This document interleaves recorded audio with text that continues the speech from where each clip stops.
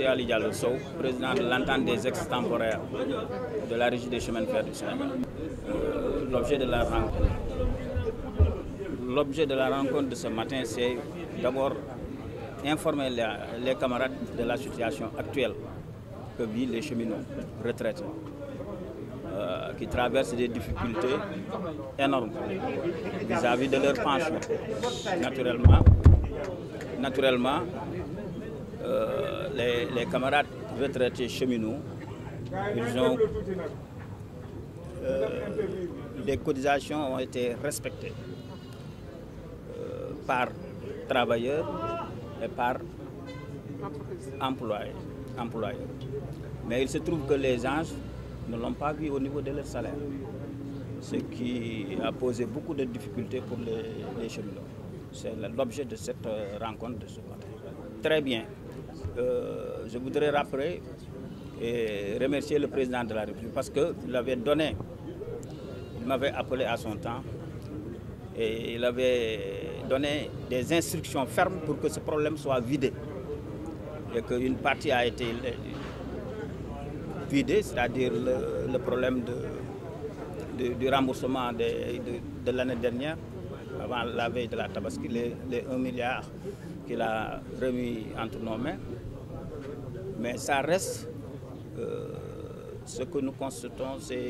ça traîne au niveau des services de l'État, naturellement au niveau des finances. Oui, actuellement, il y a 4, si vous voulez, il y a 4 points. C'est-à-dire qu'il y a des cheminots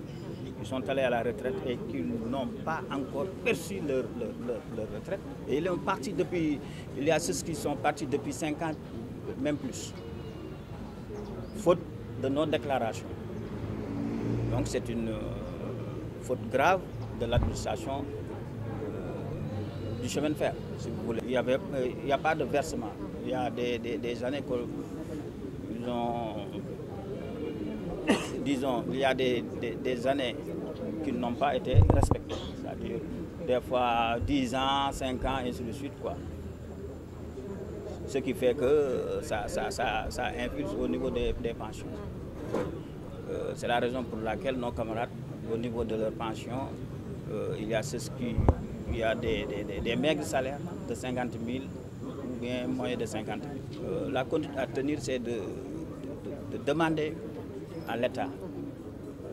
Le chef de l'État a donné des instructions, il faut que ça soit respecté. Et que ces travailleurs, c'est des retraités, âgés de plus de 60 ans. Il y a donc un retraité ne peut pas attendre. Alors c'est des salaires, il faut que ça soit, le recouvrement soit fait et rapidement. Parce qu'on en a besoin. Le montant, c'est difficile de le dire parce qu'il y a au niveau de l'association, nous avons nos experts. Seul l'expert pouvait nous donner exactement le montant, mais nous n'avons pas le montant exact. En tout cas, c'est des salaires, c'est des cotisations des travailleurs déjà cotisés et qui n'ont pas été reversés.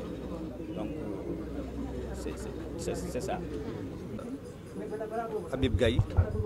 secrétaire général de l'association des agents extemporaires, entente des extemporaires de la Régie des chemins de fer du Sénégal. ndaje tey bi li ko waral mooy informer les travailleurs situation bi nga xam ne am na ndax boobu ba léegi ay at gi ñu ngi ciy topp premièrement le président de la République Macky Sall joxoon na instruction ba ñu fay nañ contentieux bi léegi mu des redressement bi mooy pension yi ndax actuellement da nga gis ñoo xamante ni ñi ngi fayu 30 000 ñii 40 000 te yaa ngi def ay 25 ans de service ñii 30 ans de service ñii 35 ans de service am nañu ko def di fayu ay 35 000 ay 40 000 loolu jaa waral mooy kenn versé ru leen dagg nan la ko ba noppi mais kenn versé lu ko à l'IPRES donc nag léegi nag ñu jóg xeex ko manquement yi am yëpp di commencé di ko xeex benn fay nañ ñu yenn leen rappel de salaire yi nga xamante ne amoon na fi fay nañ ko léegi mu des nag redressement bi redressement mooy fexe ba IPRES redressé kenn ku nekk grade ban la war a versé ñu versé la ko rappel ba nga ci war a am ñu jox la ko. c'est une situation yow mën nan ngay mën defee 25 ans de service 30 ans de service di am ay 25 000 wala 30 000 40 000 loolu nga neen jaadu na mais loolu metti na te nga yor njaboot loolu jaaduwul moo tax ñu woo nit ñi ñu génn ñu ñëw toog wax leen ni leen da ngeen ñëw ñu waxtaan ak yéen ñu ngi ciy dox nag def nañ ay rencontre ndax le secrétaire général Mody Guiro vraiment recevoir nañu parce que ci ginnaawam nan bootu di liggéey di xeex lii recevoir nañu ànd na ak ñu nit dem nañ IPRES it waxtaan nañu ak IPRES pour que ñu mën a def ay commission pour que lii ñu redresser ko cas par cas loolu tamit def nañ ko ñu remercier le secrétaire général national Mody Guiro ci loolu parce que vraiment bañ fa demee rafetlu na ko ànd na ak ñu nit lu ci war a wax mi ngi koy wax fu mu war a waxal mi ngi wax ak yow IPRES it dem nañ fa vraiment ñu ngi leen remercier parce que recevoir nañu waxtaan ak ñoom carrément ñoom ils ont compris cette situation pour fas yéene ñu ànd ak ñun ñu kii ko li ci des mooy l'état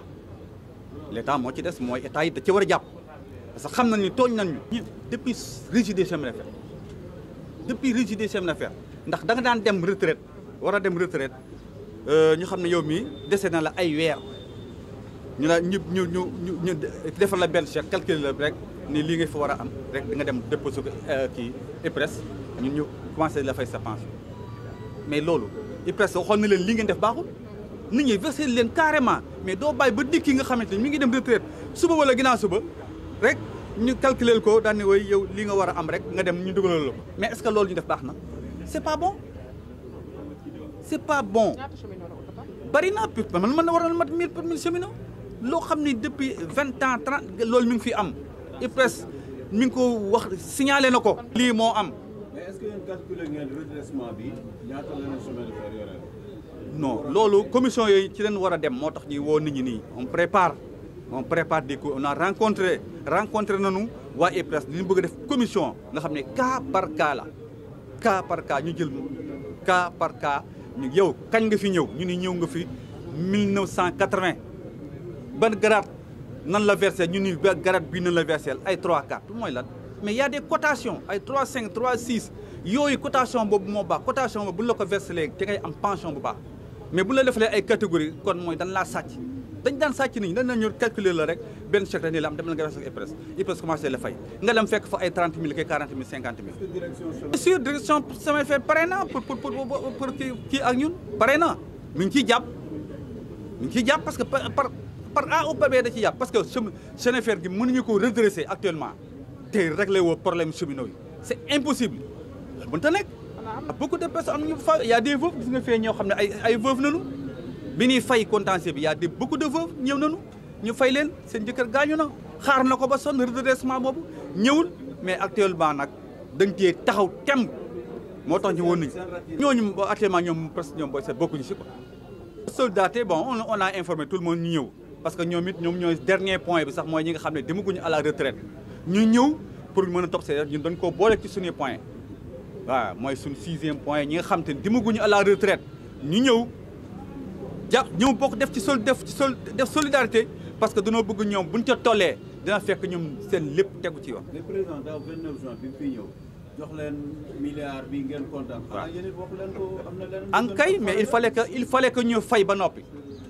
xam nga mënoo il faut nga fay nit ki rappel de salaire am ba noppi léegi nag redresser ko pension noonu la moom lépp waxoon nañ ko. mais bien sûr yëg na ko dina yëg na ko ñu ngi bindaat lettre aussi pour mu recevoir ñu pour que ñun il faut que ñu def assemblée générale ba noppi nag bind ko pour que mu recevoir sax waxoon nañ dañuy recevoir après le paiement dañuy recevoir moo tax à travers médias yi ñu ngi koy ñaan ni ko président les extemporaires yi nga fayoon ci